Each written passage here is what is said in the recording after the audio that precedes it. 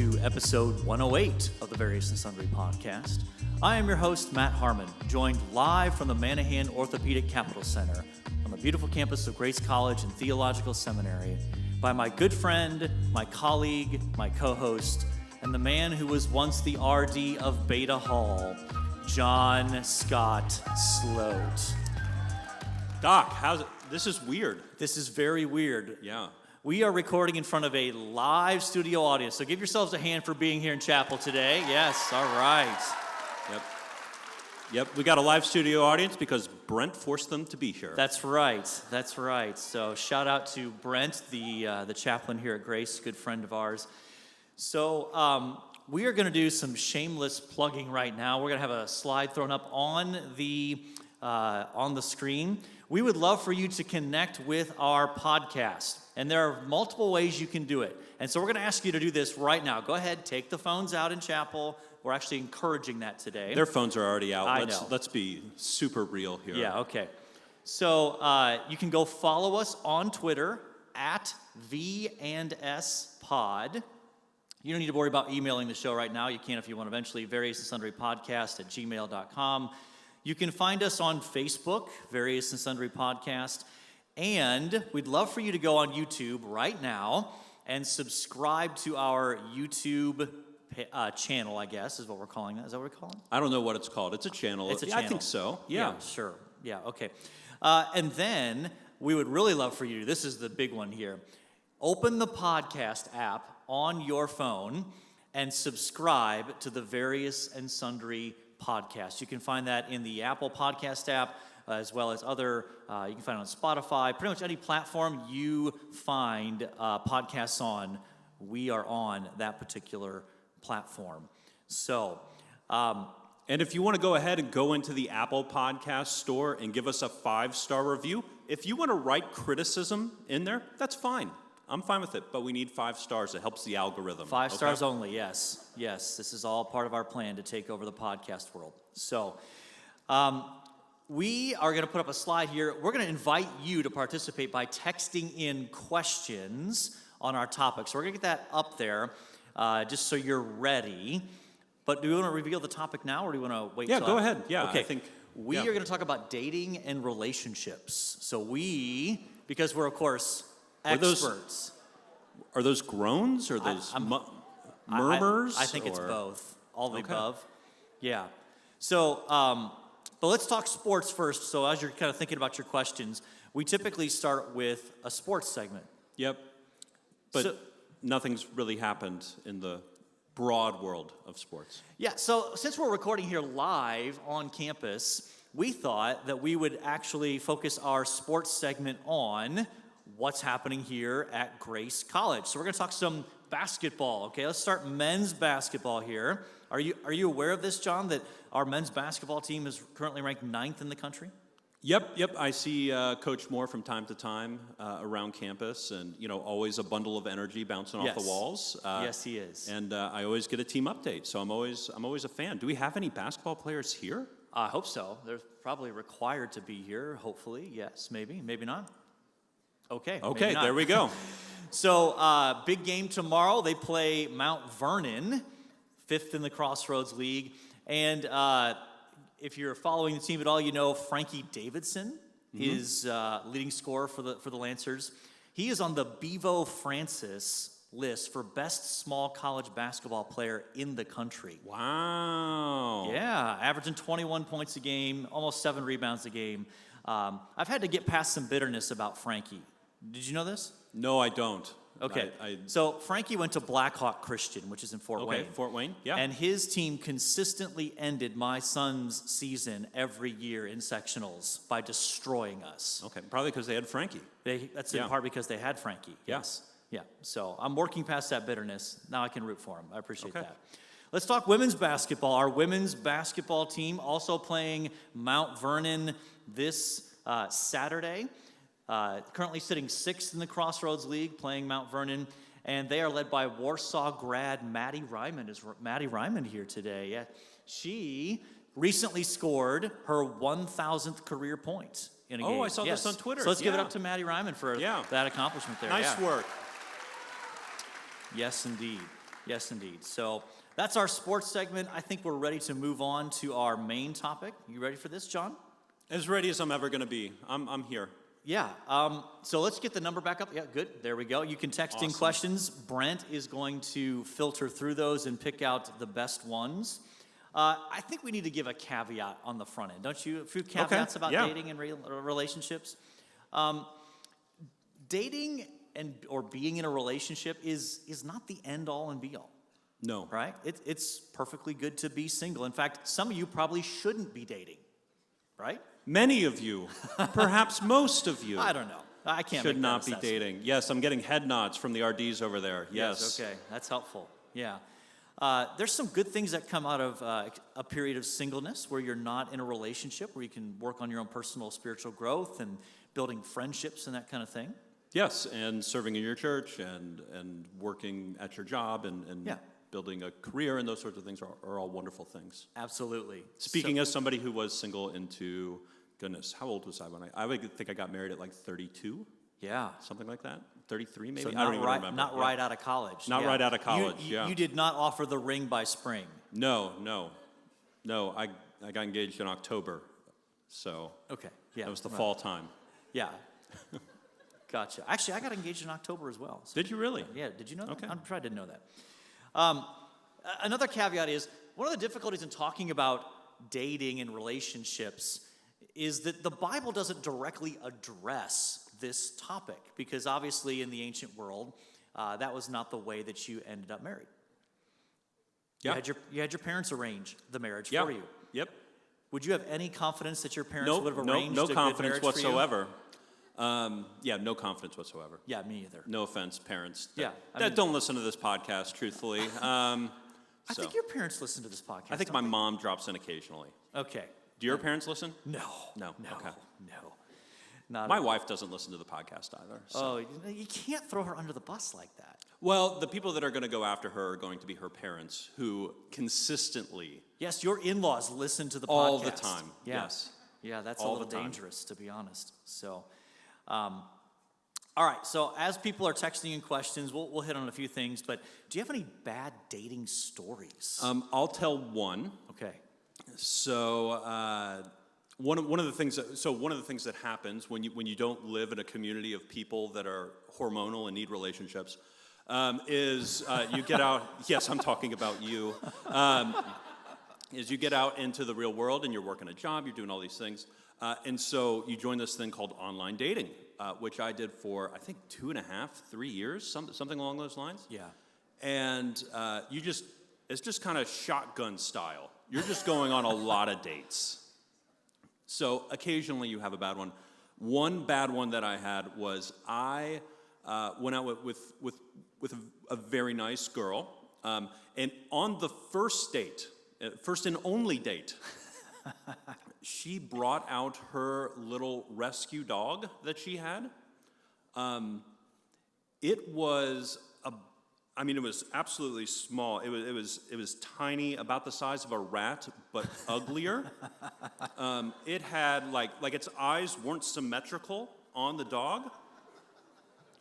It was hideous, and then she would dress it up with like sweaters and things like this. And I think the lesson here is everybody has a certain amount of crazy in them. Yeah. And you need to hide that as long as possible. You don't put that on display on the first date. Yeah. About how far into a relationship would you recommend revealing some of the crazy? Oh my goodness. Well, you got to reveal it before you take some serious steps like engagement or marriage, stuff like that. 6 months. You gotta wait 6 months to reveal the crazy. Really, that long, you think? At least, yeah. Do you recommend gradually revealing the crazy, or just I think all at baby once? steps are appropriate. Yeah, I wouldn't do like a cold turkey, just rip off normalcy and roll with it. You know what I mean? Okay. So Yeah. baby steps. Yeah. Okay. This is weird with eye contact. Like, we always have eye contact when That's we're talking, true. but I'm getting like eye contact from people over here. Yeah, the RDs are looking at me and just shaking their heads. I'm like, oh my gosh, what am I doing? Yeah, I'm sure they have stories. Yeah. Yeah, they deal with crazy. They deal with That's crazy, kind of their yeah. job description. We deal with crazy every day. Yeah. How about you? Any particularly poor dating stories? So my freshman year, so I was involved in Campus Crusade for Christ. And you went to? I went to Ohio University in Athens, and big party school. And Yeah, historically one of the top party schools in the country. always a top 10 party school in the Midwest. Okay. So obviously why I went there. I know. Just knowing you. Knowing and me, knowing yeah. that OU does that. It just So cracks me up. there was this girl that I met at a Campus Crusade meeting. The irony is that I went and asked her out after I had my very first conversation with my wife at that. So that's another story altogether. I had a long conversation with my wife. Didn't know she was going to be my wife, obviously. And then went down the steps in the lecture hall to ask out one of her friends instead. So we're still working through that. 25 and a half years later, we're basically past it, I think. Okay. So her name was Robin. And You have her last name on the rundown, too. well, I didn't publish it openly, but Oh, this is dangerous territory. Robin in Ohio. Yeah, Okay. Robin. Okay. So she agreed to go out with me, which I was stunned to begin with because she was an attractive woman. And so we decided we're just going to go low key. We're going to go out for a meal, and then we were going to come back to my dorm room to watch a movie. Okay. What movie? I don't remember what movie Okay. it was. Sorry.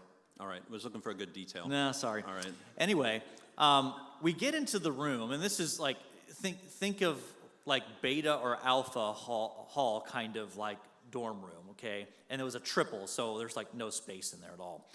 And we had this like little tiny TV that was like a 13-inch color TV, which, you know, all the rage back in the day. Were you allowed to have TVs in your dorm rooms back in Yes. the day? When I came to Grace many moons ago, we were not allowed to have televisions. Well, it was in a our dorm public university. I mean, they're Yeah. not going to police that. But we didn't have access to like cable or anything. So, you know, we could get the local PBS station over the rabbit ears, which was riveting, of course. Anyway, so I put 2 chairs for us to sit in, and they're like spaced a good like 3 or 4 feet apart. So I'm not even like trying to cozy up to her, playing it slow. And I go to turn off the overhead lights, but there's still lights on in the room. And there's other people in the room. She proceeds to freak out. She thinks I'm like about to make the moves on her. So she gets all nervous. She's like, what are you doing? Well, to see the movie, I thought it'd be easier if we kind of turned some of the lights off. And she's like, well, I'm really uncomfortable with this. Like, she starts to freak out. She's like, I'm done. I'm leaving. That's it. That's the date. Wow. So she's getting up to leave, and it's dark out. And on a big public university campus, you don't want you don't want a woman to walk back alone. So I'm like, please just let me walk you back to your dorm. Like, I understand you don't want to be here, fine, but please don't walk back across campus by yourself. She's like, nope. I'm like, really, please let me. So what happens is I basically follow her, I stalk her, which is probably even worse, from like about 15 feet behind, all the way back to her dorm room. So, yeah. Okay, the irony is she still was friends with my wife and ended up being in the wedding party at our Oh my wedding. goodness. Yeah. She was a little odd, I'm not going to lie. Oh my goodness. Yeah. So many thoughts that I don't feel like I could say. Well, you know, we probably There's certain laws in place now that I think would prevent some of this action. Not pretty. So, in any case, so tell us how you met your lovely wife. Yes. And started dating her. My wonderful wife, Andrea. She was living in Indianapolis. We met online. We met in Kokomo. Went to a restaurant called the Half Moon Brewery, I believe. Okay. We met up there, had our first date, and proceeded to date for the next about year. Yeah, that sounds right. So, most Friday or Saturdays, I would either drive down, get an Airbnb, and stay for a majority of the weekend, and we would hang out, and we would hit up the Indianapolis Museum of Art down there. If you have not been there, it's lovely. Yeah. They have beautiful gardens and stuff like that. We almost got married there. Of course, there's a certain virus that had something to say about our wedding. There's not too much more to that story. I think, well, probably the funniest part is my dad. So I'm from Long Island, New York originally. Any New Yorkers out there? All right, just a few of you. I so appreciate that. So I was born there. My dad is raised there, and if you're a New Yorker, you have a guy for everything, right? If right. If something's got to be fixed, I got a guy for that. I need my taxes done. I got a guy for that. And you just sort of go around. Well, I told my dad that I was wanting to propose to Andrea, and he goes, "I got a guy for that." And so I talked to this fella named Mel in Texas. And I called him on, and I started just saying everything I wanted, basically. And he goes, "John, stop talking." "Do you have a picture? Do you have this? Do you have that?" I said, yes. Send it all to me. And I emailed him photos and all these things. He called me back 20 minutes later. "Yeah, I can get this done. Here's what it's going to cost. Do you want it?" I went, "Sure." And then he emails me like an address to mail everything to. Like I had my grandmother's ring, all these things. Mailed it off, and then Brent and I actually left the country at that point. We went to visit friends in Germany, and hopped on over to France. That's another good story for another time, involving electric scooters. And we landed, and it was Brent and Kirsten Criswell, and we landed, and I had all these voicemails from this guy, Mel, and the ring was coming back, and I got the ring that Friday, and drove down Friday night and proposed Saturday afternoon at Eagle Creek Park in Indianapolis. Nice. Yeah. Yeah. Yeah. Sweet. Well, my story is a little different. So Kate and I were... You guys dated through college. We met in college. Yeah. And met our freshman year, became good friends, but didn't start dating until our senior year. And she's here, right? She is here. Where is she? I don't know where she's sitting, but I'm blinded by the lights anyway. That's a song, yeah. Yeah, there you go. This is a great longer story. I'm going to try to tell the short version. I remember when we talked about telling this story on this episode, you're like, you have to be concise. So I'm going to try. Yes. So we were part of the leadership in Campus Crusade together, and by our senior year, her group of girlfriends and my group of guy friends had all paired up except for us. So we spent a lot of time hanging out in that awkward sort of, we're not dating, but all of our friends are dating each other kind of thing.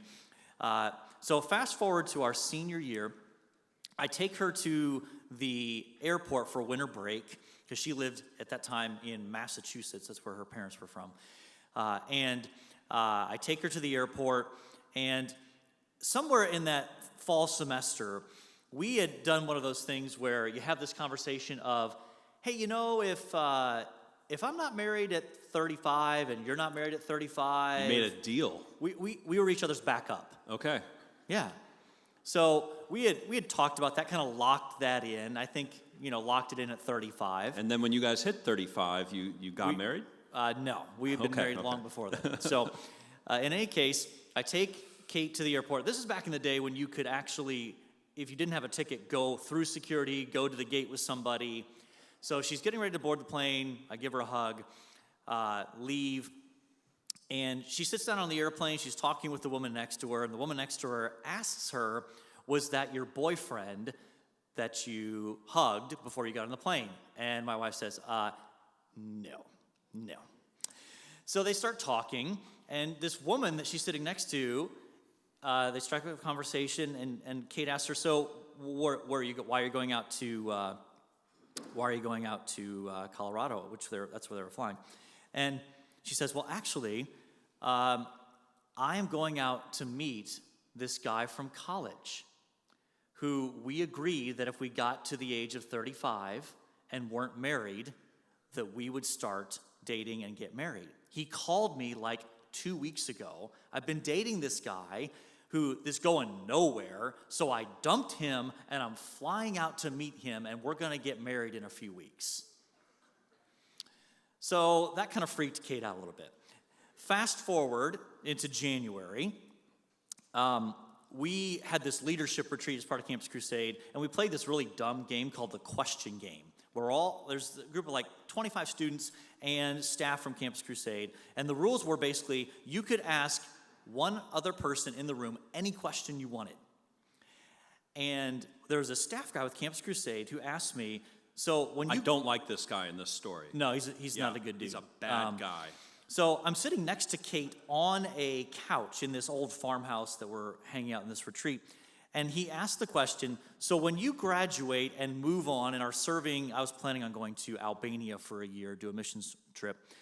When you're in Albania, some village, what girl from this Campus Crusade ministry will you miss the most and why?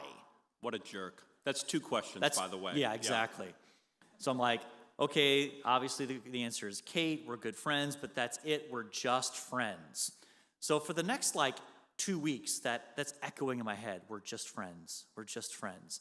Well, after that retreat, we had this conversation where I'm like, okay, Kate, just want to clarify, I think you're amazing.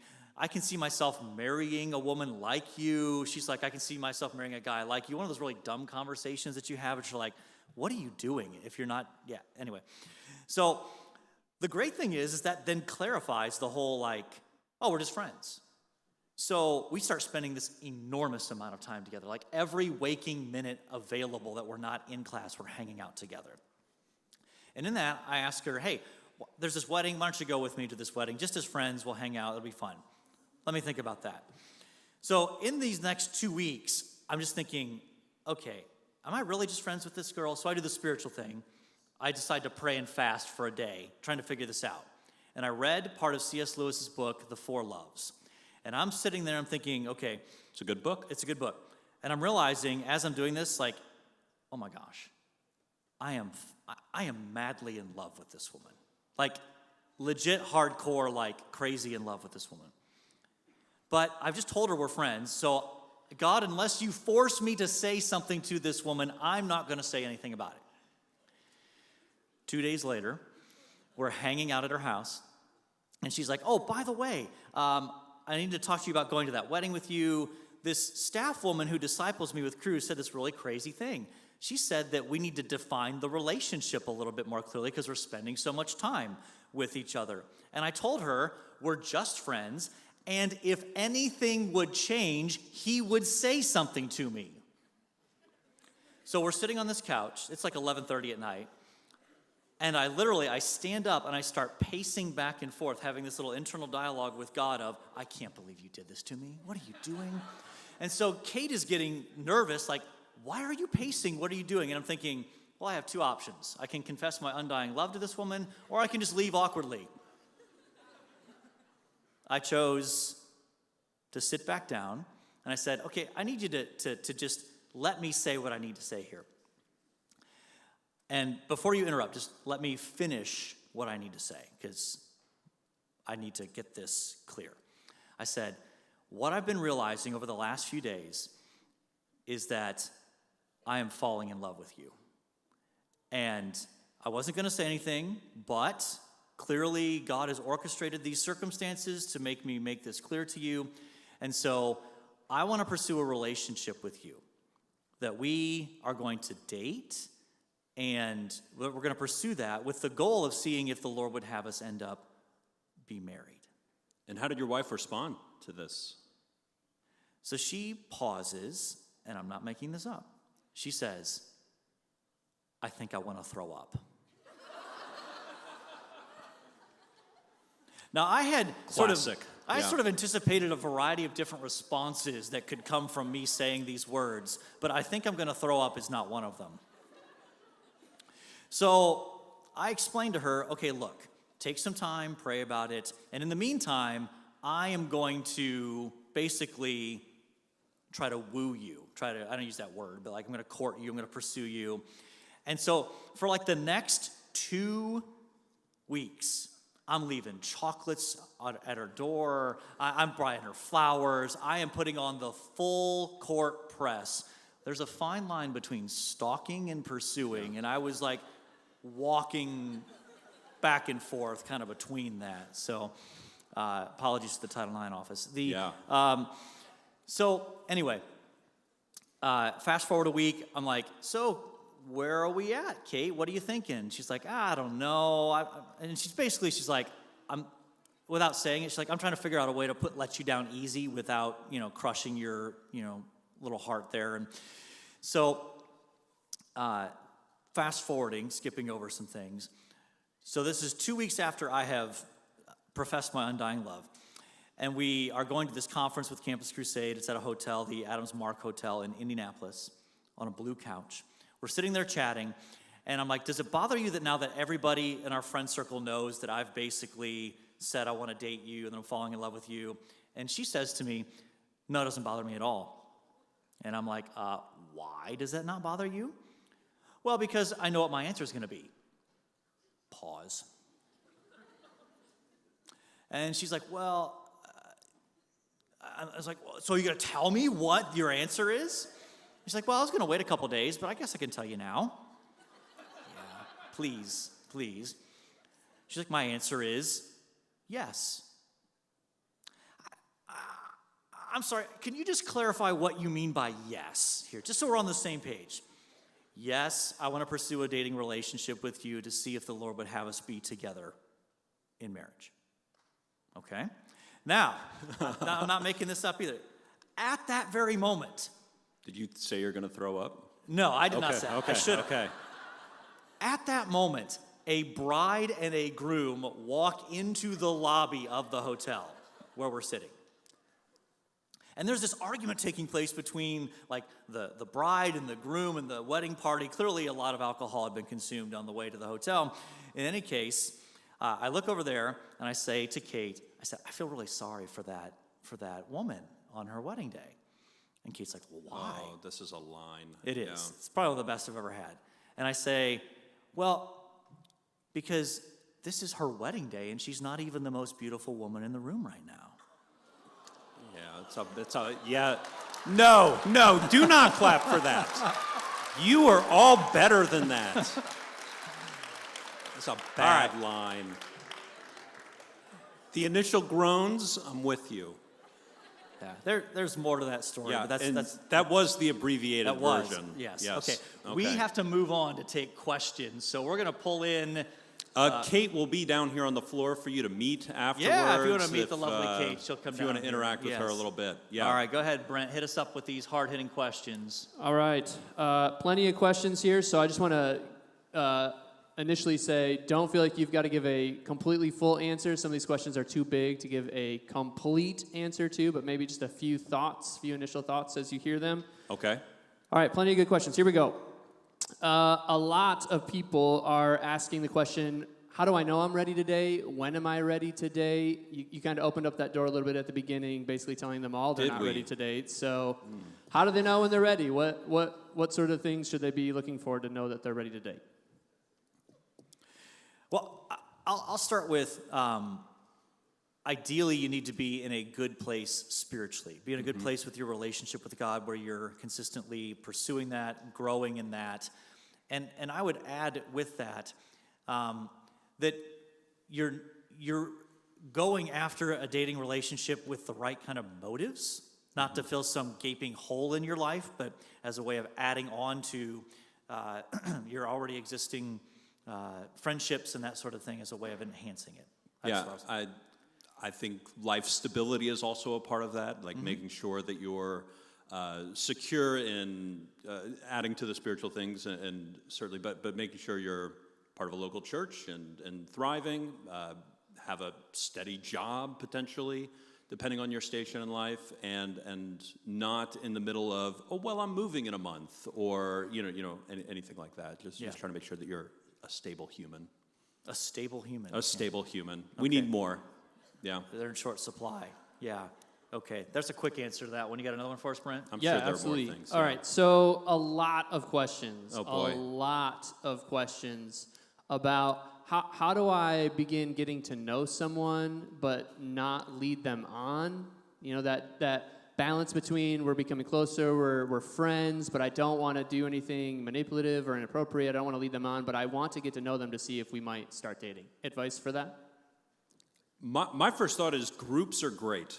You know, go to Starbucks on campus. I mean, I don't know if students do this anymore, but I would play euchre at what is now Starbucks on campus till like 1 a.m. Most weekends. And that was just a really good way to get to know people and to hang out in groups. And don't put the pressure on yourself either that like this has to be marriage or bust, you know? A perfectly good relationship is one where you look the other person in the eye and go, I'm not frankly that interested in you, and walking away. That is a successful relationship. I'm serious. Anything you add? I think it's always good just to be clear about your intentions. That doesn't mean that you need the first or second conversation you have with someone. Hey, I want to get to know you to see if we're compatible to date or anything like that. But especially as you're beginning to increase the frequency of maybe texting them or interacting with them, it's not a bad idea just to be honest about, hey, I'm interested in getting to know you a little bit better. I think that we might be able, that this might be something that could lead to a dating relationship. Yeah. And do things in person, not over text messages or Snapgram or whatever else is going on out there. Snapgram? Did you just say Snapgram? That was intentional. Okay. Yeah. Go ahead, Brent. Get off my lawn. All right, kind of a part two to that question is, all right, we've been dating for a while. How do I then decide, okay, this is the one. This is the one I want to marry. What was that like for you two? What advice would you give for trying to recognize that? Yeah. I think when I realized that I was going to marry my wife is when I was willing to sacrifice a number of things, realizing that my own desires were not the most important, but me being with her was more important than those desires. And I think that's when I knew. Yeah, I think for me, it was a combination of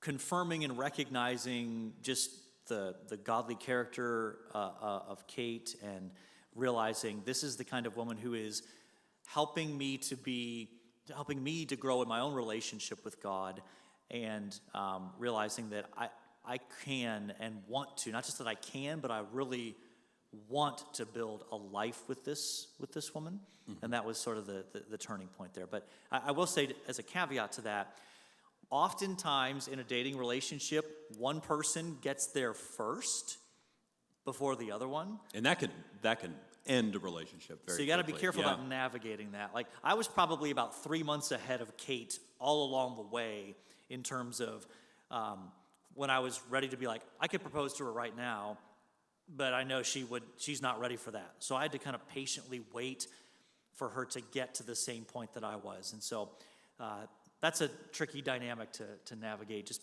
being patient if you realize I'm a little ahead of the other person on that. All right, we're diving in here. All right, you ready for this next question? Here we go. So I'm going to kind of make this a little bit of a two-part. A lot of questions about, hey, I appreciate physical touch. So how do I create good boundaries or make healthy decisions in that way, godly decisions in that way, but still include that in my relationship? And then a lot of questions about what if a couple has gone too far? What is some advice for that couple in terms of making better decisions in the future? What should they do? Even as far as, should we break up? I had a lot of people asking, should we break up if that's something like that has happened? So give us some thoughts. Yeah, I never want to look at a couple and go, yeah, you should break up in a broad sense, right? Like I don't want to throw out a sweeping, like, if XYZ happens, you should break up. I think those need to be handled individual situation by individual situation. I think if you go too far in a relationship, confession and repentance are really your best friends. Being able to go to other people in your life who have a spiritual stake in it, a small group, somebody at your church, probably not your parents, if I'm being truthful, but somebody at your church, and just being able to be a part of confession and repentance, I think, can be quite healing in those situations. Yeah, I agree. I think breaking up may not be the right decision. That's a case-by-case situation. But it may warrant at least a temporary sort of pulling back. Sure. And reevaluating, has the physical component of our relationship kind of taken over everything? And trying to find some better boundaries in terms of trying to limit the amount of time you're spending alone. Trying to re-enter more of group dynamics where you're hanging out together. And just, look, everybody knows what sort of scenarios can lead to temptation, and being smart about trying to avoid those. And oftentimes it might take a little bit of accountability from someone outside your relationship to say, how are you guys doing in that area? What are some ways that we can be praying for you? Are there things that you need to kind of talk through? So I agree. It's not an automatic deal breaker if there's sin in that area in a relationship. Just like, there are lots of different ways that sin shows up in relationships. The issue becomes oftentimes, how do we deal with it? Do we confess it to each other? Do we repent? Do we pursue reconciliation and obedience, take steps in those directions? Maybe one more here before we... Sure. All right.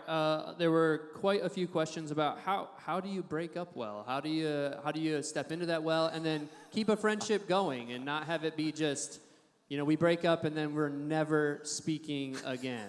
So give some advice. This is like 90% of the reason I never dated in the Winona Lake, Warsaw community. So I just never had to see that person again. Let's see. Part of it's just being mature about it. Like, it's going to be uncomfortable for a while, but try to break up with the person in the way you would want to be broken up with if you had to go through that, showing them respect, kindness, and I think that's where I'll leave it. I think being kind and honest is important, and being clear. I think sometimes what happens is if there's a lack of clarity, a person might think, well, I broke up with that person, and the other person's like, that was a breakup? I didn't realize that. Nothing worse. I remember that happening to a friend of mine on campus where he got broken up with and did not realize he had been broken up with. Yeah, that's rough. But at the same time, I think when that happens, whether or not there can be a sort of friendship that continues past that really is just going to vary. Yeah, depends on the people. And you have to realize it's natural to want to have some of that space after the breakup, where you're not like, oh, okay, well, we're no longer dating, but hey, you want to go grab coffee anyway, and just as friends? Like, that's just not going to happen probably for a while, if at all. It makes it more complicated when it's in friend groups, obviously. That really gets tricky. Yep. But just try to be a mature believer and be kind and gracious and clear, I guess. And date out of town. And date out of town, yes. That's right. That's the real lesson here. Okay, well, we probably need to move on to make sure we land the plane on time here, John. Yeah, that sounds good. Okay. Yeah, let's do it. So typically our next segment is what we call This Day in Sports History, where we talk about something that happened on that day in sports. And since we are recording here in the chapel for Grace College, and really on the floor of the Manahan Orthopedic Capital Center, where the basketball games here take place, here is our This Day in Sports History from January 21st, 2015. You ready for this? Do you want to read it, or No. You typically read it. I do typically read it, and you're stepping on me a little bit there. All right. Well, my apologies. I'm just joking. I'm sorry. Will you forgive me? Yeah, I do. Thank Yes. you. Yes. Okay. Thank you for your confession and repentance. January 21st, 2015, Grace women's basketball sets the NAIA record for best free throw percentage in a single game, shooting 28 of 28 in a win at Mount Vernon. There you go. And yes. let's give it up for the ladies. Yes, women's and basketball team. where did we get that information from? Yeah, we want to give a shout out to Josh Newhart, our sports information director, who is terrific at his job. So let's give it up for Josh Newhart here, SID here at Grace College. All right, last segment, John. One thing you liked this week. Yeah, so my one thing I liked this week, and I thought this would be good for college students. Well, maybe. There is a believe it's 5-part documentary series on ESPN, 30 for 30 on O.J. Simpson. It won awards. It came out 5 or 6 years ago. Yeah. And he has recently, within the last year, hopped back on Twitter. And he is an odd guy. He's out of jail now, all these things. If you want to know what it was like to grow up in the 90s, probably 80s into the 90s, Yeah. Some of my first memories are of the O.J. trial, actually. Okay. So the O.J. Simpson 30 for 30 documentary. And this is going to show a little bit of our age difference here. So that happened. So the whole car chase, the white Bronco chase, all of that happened while I was on an airplane flying over the Atlantic Ocean to go to Albania for a summer. Oh, man. So we get to Albania, and I'm in this Albanian home, and we're watching on TV people talking about O.J. Simpson in German, of all things. And we're trying to figure out what happened in the world when we left. And it was just a bizarre sort of thing to experience this huge cultural phenomena an ocean away. So I was living in New York at the time. I was like 4 or 5 years old. And the New York Knicks were in the NBA Finals against the Houston Rockets, and they did side-by-sides. So they had, on the TV, they had one half of it was the Knicks NBA playoff game, and on the other side was the white Bronco being chased down in California. Yeah, bizarre. Can you It was imagine wild. if they had social media then? Oh, it'd be insane. Even crazier. But you should all go watch it because Yeah. it's crazy. It is. So my one thing I liked, I recently finished a book by Cary Elwes, I think is how you pronounce his name. It's called As You Wish, Inconceivable Tales from the Making of the Princess Bride. So Cary Elwes is the guy who plays Wesley in The Princess Bride. And it's a sort of behind-the-scenes look at the making of the movie. Lots of funny stories in that. And really greatly enjoyed reading through that. So that's my one thing I liked. Lovely. All right. So, John, we have talked about Grace College sports. We have talked about dating. We have talked about O.J. Simpson. We have talked about Didn't the know Princess O.J. was Bride. going to make an appearance today. Yeah. So I think by definition, we have covered our various and sundry topics. Are you ready to call mission accomplished? Yeah, I think so. Okay. Well, in light of that, all that's left to say is until next time, the Lord bless you all real good. Later.